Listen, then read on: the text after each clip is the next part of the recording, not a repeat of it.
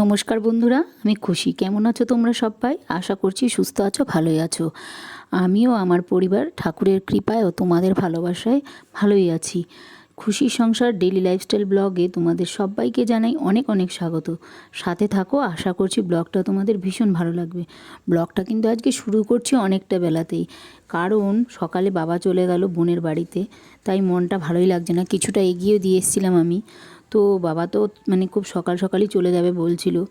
তো আমি বললাম তুমি একটু থেকে যাও, সকালের খাবারটা খেয়ে তারপরে যাও। তাড়াতাড়ি করে রুটি করে দিলাম, তো রুটি খেয়ে বাবা চলে গেল। আর তার মাঝখানেও আমি অনেক জামা কাপড় কেচেছিলাম। কালকে দেখেছিলে না, মেলেছিলাম, ওগুলো বারবার বৃষ্টি হচ্ছে, ওইগুলো তুলছি আর নামাচ্ছি, এগুলো করতে করতে অনেকটা বেলা হয়ে গেছে। তো তারপরে দেখো এই যে কাপ প্লেট ধুতে নিয়ে এসেছি। কাপ প্লেট তো আমি বাইরে একদমই ধুই না, কারণ আমার হাত থেকে প্রচণ্ড পরিমাণে কাপ প্লেট ভাঙে। তো বাইরে ধুলেই আমার কাপ প্লেটটা ভেঙে যায়, এই জন্য আমি এগুলো বাইরে বের করিনি। হাতে পায়ে ভীষণ লক্ষ্মী তো, তাই। যাই হোক, তবু ওই দেখো কাপ প্লেটগুলো আমি ঘরে ধুয়ে তারপরে উবুর করে রেখে দিয়ে তারপরে সিঙ্কটা একটু মেজে নিলাম। রান্নাঘরের সিঙ্কটা সবসময় পরিষ্কারই থাকে, তবুও কি বলো, কারণ হচ্ছে আমি যে বাইরে কাঠে রান্না করেছি, এই বৃষ্টিটা আজকে প্রায় এক সপ্তাহর একটু বেশিই হবে, হয়তো এক সপ্তাহ এরকম তো নেমেছে। তো বাইরে তো আর রান্না করতে পারছি না, কারণ আমার বাইরে উপরে ছাউনি নেই। তো উনুনটাকে প্লাস্টিক দিয়ে আমি ঢেকে রেখেছি, ওখানে রান্না করা যায় না। তো এখন ওই জন্য ঘরেই রান্না করছি। তো ঘরে তো কাজ করা হয়, যার জন্য রোজই প্রায় সিঙ্কটা পরিষ্কার করা হয়। আর তা না হলে আগে আমি হয়তো সপ্তাহে 2 দিন সিঙ্কটা পরিষ্কার করতাম। তাই আজকেও দেখো আমি সিঙ্কটা আবার পরিষ্কার করে নিলাম। নিয়ে সারাদিন এতটা ব্যস্ত ছিলাম, সারাদিন বলতে সকালটা এতটা ব্যস্ত ছিলাম, তাই দেখো ক্যামেরাটা অন করতে আমার মনেই নেই। রান্নাঘরে তারপরে ঢুকলাম, তখন প্রায় বেলা 12টা 12:30 বাজে। বাইরের কাজ সেরে তারপরে রান্নাঘরে ঢুকতে ঢুকতেই এতটা বেজে গেছে। তাই জন্য আমি আর দিশ পাচ্ছি না কি করব। তো যাই হোক, শাশুড়ি মা ওদিকে সবজি বানিয়ে দিয়েছিলেন, তাই জন্য কিছুটা রক্ষা। সবজি বানাতে গিয়ে যদি তাই দেখি, আর সকালে তো সবজি বানিয়েছিল তো অনেকটা দেরিতে, যদিও সকালবেলাতে বাজারও ছিল না। বাবাকে আগিয়ে দিয়ে আসার পরে আমি ঘরের কিছুটা কাজ সেরে তারপরে আবার ঘরে এসে দেখি সবজি নেই তেমন, কারণ বাবাকে নিয়ে গিয়েছিলাম আমি সেই কলকাতাতে ডাক্তার দেখাতে। সেখানে গিয়েছি যেদিন, সেদিন আমাদের এখানে হাটবার ছিল, গ্রাম সাইড তো। তো সেই দিন সব রকম সবজি পাওয়া যায়। তো সেই দিন আর আমার বাজার করা হয়নি। তো যার জন্য সবজিও নেই তেমন। আর আমি একটা দিনই বাজার করি, তারপরে ফ্রিজে রেখে দিই সবজি, আর এক সপ্তাহ ধরে সেটা খাওয়া হয়। তো এবার তো আর বাজার করা হলো না, তাই জন্য সবজিও নেই কিছু। তাই আমি সকালে দেখো গিয়ে বাজার করে নিয়ে আসলাম। এমনি অল্প কিছু নিয়ে আসলাম। এই আলু আলু এনেছি, টমেটো এনেছি, ঝিঙে এনেছি, উচ্ছে এনেছি, কাঁচা লঙ্কা এনেছি, এই সব। আর ওই কালকে একাদশী বলে তো এই শাশুড়ি মায়ের জন্য নিয়ে আসলাম হচ্ছে কাউন চাল, এইগুলোই এনেছি। এনে দেখো তারপরে ওই শাশুড়ি মা সবজি বানাতে বসেছিল। আর কুমড়োটা ছিল কালকে ছেলের বাবা এনেছিল। তো শাশুড়ি মা সবজি বানিয়ে দিয়েছিল বলে একটু তাড়াতাড়ি হলো। রান্নাটা চাপিয়ে দিলাম, একদিকে ভাতটা চাপিয়ে দিয়েছিলাম, আর অন্যদিকে অন্য একটা তরকারি বসিয়ে দিয়েছিলাম। দিয়ে আমি চলে গিয়েছিলাম জামা কাপড় এই যে পরে ইয়েতে গিয়েছিলাম, বাজার করতে গিয়েছিলাম। কাদা, বৃষ্টি হচ্ছে তো প্রচণ্ড পরিমাণে কাদা, চ্যাকচ্যাক চ্যাকচ্যাক করছে। বাজারের ভেতরে তো প্রচণ্ড কাদা, তাই জন্য এসে আমি ভাবলাম অল্প একটু সার্ফ দিয়ে জল কাচা করে দেবো। কিন্তু ধুতে গিয়ে দেখি যে এখানে ওখানে কাদা লেগেছে, তাই চটকে চটকে ভালো করে এগুলোকে ধুয়ে দিলাম। ধুয়ে জামা কাপড় তো অনেক ধোয়া কাচা রয়েছে আগেরই, আবার দেখো এখনও ধুতে বসেছি। ওপরের ঘরে একটু জায়গা নেই, একটার উপরে একটা দিয়ে রেখেছি। সকালে একবার কেচেছি কিছু, সেইগুলো মেলে দিয়ে এসেছি, বারবার তুলেছি আর দিয়ে একবার ছাদে দিয়েছি, আবার ভেতরে নিয়েছি, এই করেছি। আবার এখন এই যে আমি সবজি আনতে গিয়ে জামা কাপড়ে কাদায় ভরে গেছে, এগুলো আবার ধুয়ে দিলাম। এগুলো মেলবে, আবার ওর ছেলের বাবা আর কি এই বাড়িতে আসবে, তখন জামা কাপড়ে কাদায় ভরে থাকবে। বাইরে বৃষ্টি হচ্ছে, কিছু করার নেই। তখন আবার আর একবার ধুতে হবে, তাহলে দিনে আমাকে 2-3 বার আমাকে ধুতে হয়। প্রতিদিন আমাকে এই জামা কাপড়ের পিছনে অনেকটা সময় দিতে হয়, জামা কাপড় কাচার পেছনে। তো যাই হোক, এবার দেখো পৃথিবীতে কয়েকজন মানুষ আমার জীবনে প্রচণ্ড পরিমাণে গুরুত্ব। প্রথমেই তো মা বাবার কথাই আসে, তারপরে আমার সন্তান। মা তো আর আমাদের মধ্যে এখন আর নেই। ছোট থেকে শিখে এসেছি, মা বলতো যে যতটুকু রাখবে ততটুকু তোমারই থাকবে। সেই চিন্তাভাবনা করেই আমি আমার সংসারটা চালানোর চেষ্টা করছি। একটি মেয়ের সুগৃহিণী হয়ে ওঠার পেছনে সবচেয়ে বড় অবদান থাকে মায়ের। তাই প্রথম থেকেই শ্বশুরবাড়ি এসেই হয়তো সব কাজ শিখে ফেলতে পারিনি, তবে একটু একটু করে সবটাই এখন শিখেছি। সেটা কাজের দিক থেকে হোক কিংবা শিক্ষার দিক থেকে হোক, একটা মেয়ে তার শ্বশুরবাড়ির সংসারটা ভালোভাবে না খারাপভাবে পরিচালনা করবে, তার দায় কিন্তু অনেকটাই তার পারিবারিক শিক্ষার উপর নির্ভর করে। আর দেখতেই পাচ্ছ একটা ড্রাগন ফল, এই ফলটা কিন্তু দিয়েছে আমার মানে মেজো ভাসুরের ছেলে আর কি, দিয়ে গেছে। ও সেই ওর একটা বন্ধুর বাড়িতে, অনেকটা দূরে আমাদের বাড়ি থেকে, ওদের বাড়িতে মানে বাগান টাইপের আছে ড্রাগন ফলের, ওখান থেকে ও বেশ কদিন পর পরই নিয়ে আসে, নিয়ে আসলে একটা দুটো আমাদেরকে দেয়। তো আমাদের বাড়িতে ওদের বাড়ি থেকে অনেকগুলো গাছ নিয়ে এসেছিলো, লাগিয়েছি, কিন্তু গাছগুলো জানো তো পচে যাচ্ছে, জানি না কিভাবে লাগাতে হয়। তোমরা যদি কেউ জানো তাহলে কমেন্টে জানিও তো, যে কিভাবে লাগাতে হয় বা কিভাবে পরিচালনা করতে হয় গাছটাকে, কিভাবে পরিচর্যা করতে হয়, আমি কিছুই জানি না। তবুও একটা গাছ মানে নিচে লাগিয়েছিলাম, তো সেইগুলো তো হয়নি, পচে পচে গেছে। তো একটা গাছ আমি এই একটা ইয়ের মধ্যে, এই ভাঙা বালতির মধ্যে পুঁতেছিলাম, ওইটা কিছুটা কোড় বেরিয়েছে। তো ওইটা আজকে আমি দুদিকে দুটো লাঠি দিয়ে আটকে দিয়েছি, জানি না কি হবে। তোমরা একটু কমেন্ট করে বলো তো কীভাবে করতে হয় বা পরিচালনা করতে হয়, তাহলে আমি একটু বুঝতে পারবো ওই গাছটাকে হয়তো বাঁচিয়ে রাখতে পারি কি না, দেখবো। যাই হোক, এদিকে রান্নাঘরে দেখো তাড়াহুড়ো করছি, কারণ অনেকটাই বেলা হয়ে গেছে। এই যে শাশুড়ি মা কুমড়ো কেটে দিয়েছে, পটল কেটে দিয়েছে, কুমড়ো শাক ছিল, ওই যে কালকে কুমড়ো রান্না করা হয়েছিল ডগাগুলো, তার শাকটা ছিল সেইটা কেটে দিয়েছে। তো আমি এক এক করে দেখো রান্না করছি। রান্না করতে করতে পটল ভাজাগুলো, ওই ছেলে তো পটলের তরকারি একদম খেতে চায় না, মানে ওই যে কটকট করে বিচি দাঁতে পড়লে কটকট করে আওয়াজ হয়, ওইটা একদম পছন্দ করে না। বিচি ফেলে দেবো সেটাও পছন্দ করে না। যাই হোক, তো পটলটাও মানে একদম খেতে চায় না, তাও ওই ভাজা করলে এক পিস মানে এক টুকরো একটু খায়। তো ভাজাটা আজকে আমি কিন্তু নুন হলুদ আর আগেই মেখে রেখেছিলাম, নুন হলুদ আর এই একটু লঙ্কা গুঁড়ো দিয়ে ওইভাবে ভাজা করলে না খেতে তাও ভালোই লাগে পটল ভাজাটা। আর এদিকে উচ্ছে ভাজাও বসিয়ে দিয়েছি আমি। উচ্ছে ভাজার মধ্যে বেশ কয়েকটা কাঁচা লঙ্কা দিয়েছিলাম কেটে কেটে। উচ্ছে ভাজাটা তো হতে একটু সময় নেয়, মানে উচ্ছেটা তো একটু শক্ত টাইপের হয়, তাই জন্য উচ্ছেটা একটু বেশ বেশ অনেকটা টাইম ধরে উচ্ছে ভাজাটা ভাজতে হয়। জোরে দিলে তো পুড়েই যাবে, তো খাওয়া যাবে না, তাই জন্য উচ্ছে ভাজাটা একটু আগুনটা কম দিয়ে তারপর উচ্ছে ভাজাটা করে নিয়েছিলাম। তো আর ওইদিকে তো পটল ভাজা হচ্ছেই, এই আগুনটা সিমে দেওয়া আছে। যাই হোক, আর দেখো কুমড়ো মানে ওই কুটনোটা কেটে দিয়ে কুমড়োর তরকারিটা আর কি, যতটুকু কুমড়ো লাগবে ততটুকু নিয়ে দেখো শাশুড়ি মা আর কুমড়োটা রেখে দিয়েছে। তো বাইরে থাকলে তো একদম পচে যাবে, কুমড়ো বাইরে থাকলে একদম পচে যায়। তো এখনও তো অনেকটাই কুমড়ো রয়েছে, কালকে বললো যে একাদশী কাউন চালের মধ্যে দেবে কিছুটা। তো যাই হোক, আরও তো কিছুটা থাকবে, তাই আমি ফ্রিজে রেখে দিলাম কুমড়োটা, তাহলে ভালো থাকবে। আর দুবার করে আমি খুললাম, সবজি কেটে সবজিগুলো রয়েছে, সবজি আনা হয়েছিল সেইগুলো রয়েছে, তাই সেই সবজিগুলো আবার রাখার জন্য আবার ফ্রিজটা খুলেছি। আর এদিকে তো লাইটও বন্ধ ছিল, মানে আর চারিদিকে তো মেঘলা হয়ে রয়েছে আকাশটা, এই জন্য ঘরেও লাইট থাকলেও ভালো করে বোঝাই যাচ্ছে না কিছু।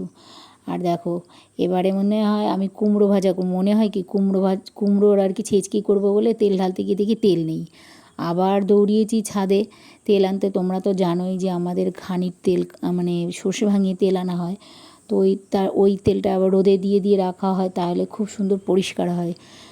রোদে দিয়ে দিয়ে ওই ছাদের ঘরেতেই থাকে, ওখান থেকেই আমি মানে বড় বোতলে আলাদা করে নিয়ে আসি রান্নার জন্য। তো দেখো দিয়ে দিলাম আমি তেলের মধ্যে বেশ খানিকটা তেল দিয়ে, তেলটা গরম হতে দিলাম, দিয়ে তারপরে তেলের মধ্যে কালো জিরে ফোড়ন দিলাম। আর কুমড়োটা ধুতে গিয়ে ছোটো ছোটো করে কুমড়ো কেটে দিয়েছিল, তো ওটা আর কি ভেবেছিলাম একবারে রান্না করব, ধোয়াই আছে, শাশুড়ি মা তো ধুয়ে টুয়ে রাখেন, তো তবুও ভেবেছিলাম ধোয়া আছে, তো শাশুড়িমা বলছে না ধোয়া নেই। তো আমি আবার ওইটাকে ভালো করে ঘরেই ধুয়ে নিলাম, ধুয়ে তারপরে আর কি কুমড়োটার মধ্যে দিয়ে দিয়েছিলাম। তো কুমড়োর সঙ্গেও কাঁচা লঙ্কা বেশ অনেকটা কাঁচা লঙ্কা দিয়েছিলাম। কুমড়োটা তো জানি না মিষ্টি হবে কিনা, খুব মনে হলো না কুমড়োটা দেখে, যে আস্ত কুমড়োটা যখন নিয়েছিলাম ওই দেখো কুমড়োটা কেমন, তো মনে হলো না যে খুব মিষ্টি হবে, তবে কুমড়োটার গাটা পুরো সবুজ ছিল, কচি কুমড়ো তাও গাটা সবুজ ছিল, বোধহয় মানে পাকলে কুমড়োটা ভীষণ মিষ্টি হতো। তো যাই হোক, তবু রান্না করেছি, অল্প চিনি দিয়েছিলাম শেষে। পরে খেতে বসে তো খেয়েছিলাম, দেখলাম না ভালোই মিষ্টি আছে কুমড়োটা, যদিও আমি একটু চিনি দিয়েছিলাম। তো তারপরেই দেখো আমি শাক বসিয়ে দিয়েছিলাম কুমড়োর শাক যেটা, সেটা বসিয়ে দিয়েছিলাম। কোনো দিনও আমি এখনও পর্যন্ত কুমড়োর যে শাক মানে পাতাগুলো হয় সেইগুলো আমি ভাজা এরকম খাইনি, শাক ভাজা।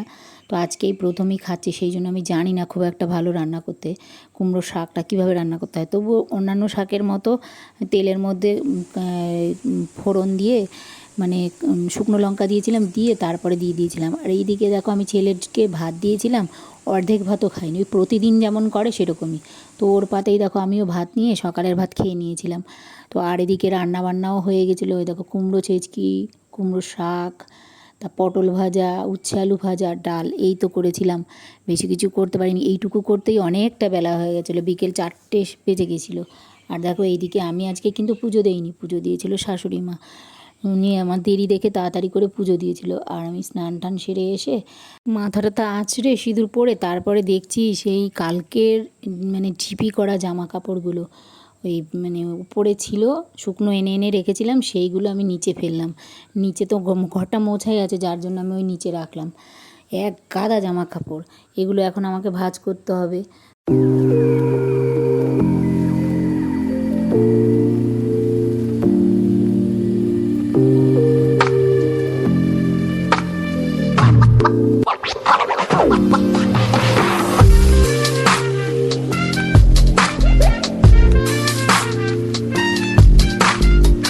আর দেখো স্নান করে আমি চুল আঁচড়াচ্ছি, সাধারণত আমি চুল ঘরে আঁচড়াই না, তার কারণ আমার মানে স্নান করে এসে না শুধু যতবারই আমি চুল আঁচড়াবো এত মানে পরিমাণে চুল ওঠে এসে মানে ধারণার বাইরে। শুধু এখন বর্ষাকাল বলে না, বর্ষাকালে তো বেশি ওঠেই, সারা বছরই আমার চুল ওঠে, যার জন্য আমি ঘরে চুল আঁচড়াই না। একটা চুলও যদি নিচে পড়ে থাকে, আমি নিচের চুলগুলো তো ফেলি, কিন্তু তার মানে না দেখার মধ্যেও যদি চুল একটাও পড়ে থাকে, তাহলেই হাওয়া যখনই পাখা চালানো হবে আর নিচে বসে খায়, সে উড়ে গেলে পাতে গিয়ে মানে থালার মধ্যে গিয়ে যদি উড়ে পড়ে তো আমাকে মানে ছিঁড়ে খেয়ে ফেলবে, এরকম অবস্থা। তো বকতে থাকবে, যার জন্য আমি ভয়েও নিচে ঘরে চুল আঁচড়াই না। তো আজকে চুল আঁচড়ালাম একটুখানি। তো ওই দেখো এখন কিন্তু রাত বাজে প্রায় 9টা। আর দেখি ভাত বসাতে রান্নাঘরে আবার চলে এলাম। তো সকালে যেই কড়াটাতে বসিয়েছিলাম আলগা করে আর কি, ওই কড়াটা হাত দিয়ে জল দিয়ে ধুয়ে নিয়েছিলাম, ধুয়ে তারপরে ওই কড়াতেই আমি ভাত বসিয়ে দিয়েছিলাম। ইন্ডাকশানে তো ওই কড়াটা ছাড়া তো বসানো যায় না, যার জন্য ওই কড়াতেই আমাকে বসাতে হবে, তাই জন্য ওই কড়ার মধ্যেই আমি ভাতটা বসিয়ে দিয়েছিলাম। আর দেখো দুপুরে এক গুচ্ছের থালা বাসন মেজেছিলাম, সেইগুলো বৃষ্টির মধ্যে এনে এনে তাড়াতাড়ি আমি বস্তার মধ্যে উবুর করে রেখেছিলাম জল ঝরানোর জন্য। তো সেইগুলোকে মানে সব এত বাসন সব র্যাকে এখন গোছাতে মানে অনেকটা দেরি হয়ে যাবে। তো আমি এদিকে ভাত বসিয়ে নিলাম, ভাত ফুটতে ফুটতে আমি এগুলো গুছিয়ে নেব। তাই জন্য দেখো একটা একটা করে বাসনের র্যাকে বাসন, আমার দুটো র্যাক, একটার মধ্যে থাকে বাটি গ্লাস এগুলো থাকে, আর একটার মধ্যে বড় বাসনগুলো থাকে। আর এখন কতটা রাত হয়েছে দেখো, গ্রাম সাইড এরিয়া তো, যার জন্য বাইরের লাইট মানে যার যার নিজস্ব বাইরের লাইটগুলো আছে। এর মধ্যে দেখো টুক করে কিন্তু আমি ভাতের মধ্যে আলু সেদ্ধ দিয়েছি, আর আলুটাকে খুব ভালো করে ধুয়ে নিয়েছি, কারণ শীতে আলুতে থাকে প্রচণ্ড পরিমাণে মাটি ধুতে মানে অনেকটাই মানে থাকে। আর এই গরমে আলুর মধ্যে থাকে রং দেয়া, মানে সে সারা জায়গায় ভরে যায়, তাই জন্য ভালো করে ধুয়ে নিতে হয় আলুটাকে। তো ভালো করে ধুয়েই দিলাম। আর দেখো এইদিকে মানে চা খাবে, আমিও চা খাবো একটু, আমি তো আবার লিকার চা খাই, আর ছেলে খাবে, ছেলেও বলছে আমি একটু চা খাবো। তো চা বসিয়ে দিলাম, রাত হয়েছে অনেকটাই, এখন চা খেলে মনে হয় না আমি ভাত খেতে পারবো। তো ভাত আর খাবো না বোধহয়, চাটাই খাবো। তো ওই একসঙ্গেই চা বসিয়ে দিয়েছি, 2 কাপ থেকে একটু বেশি দিয়ে দিয়েছিলাম। তো আগে আমার চাটা নামিয়ে নেব, লিকারটা একটু কম দিয়ে আমার চাটা একটু নামিয়ে নেব, পরে আমার চাটা নামিয়ে তারপরে ছেলের মানে চাটা আর একটু অনেকক্ষণ ধরে বেশিক্ষণ ধরে ফুটিয়ে নেব, নিয়ে তাহলে ওটা দুধ মানে আমল দুধ গুলে দেবো, তাহলে ওর চাটা দিতে পারবো। আর এদিকে দেখো আমি বিস্কুট এনেছিলাম, মানে নতুন একটা বিস্কুট, এটা ওই চিনি দেওয়া থাকে, কী যেন বলে 50-50 না কী যেন নাম, না 50-50 না, এটা সেই চিনি দেওয়া বেশ নোনতা টাইপের, ওইটা এনেছিলাম। তো ওইটা মানে খাবো বলে চা দিয়ে, তাই আবার বিস্কুটটা ভাঙলাম।